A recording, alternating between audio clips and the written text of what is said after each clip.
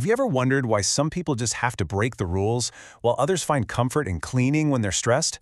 We tend to judge these habits at face value, but what if I told you they're all just different languages for the same hidden psychological code?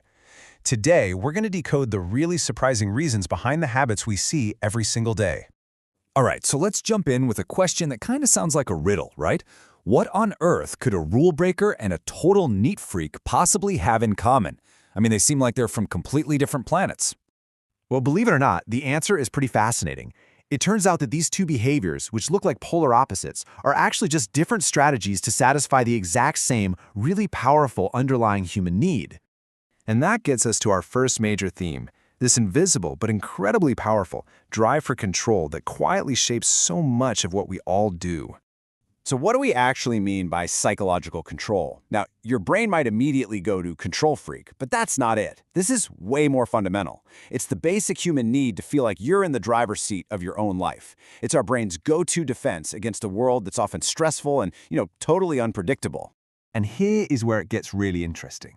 That one single need for control can show up in completely opposite ways. So, on one hand, the rule breaker resists any control put on them from the outside. They see rules as a threat to their freedom. But on the other hand, the cleaner creates control in their own little world.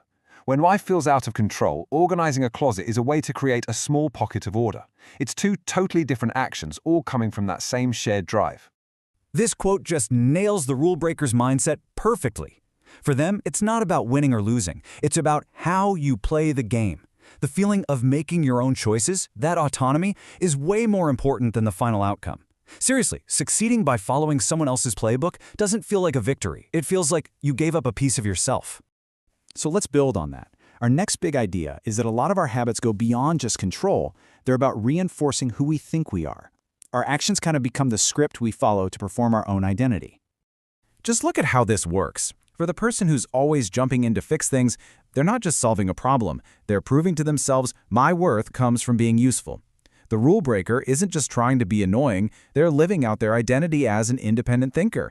And that person who seems to freeze up right before a huge success, well, their whole identity might be built around the struggle, not the win.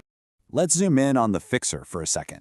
For this person, being the one who can solve problems isn't just a skill they have, it's the absolute core of their self-worth. It's who they are. So you can imagine, when there's nothing broken to fix, they can actually start to feel pretty lost.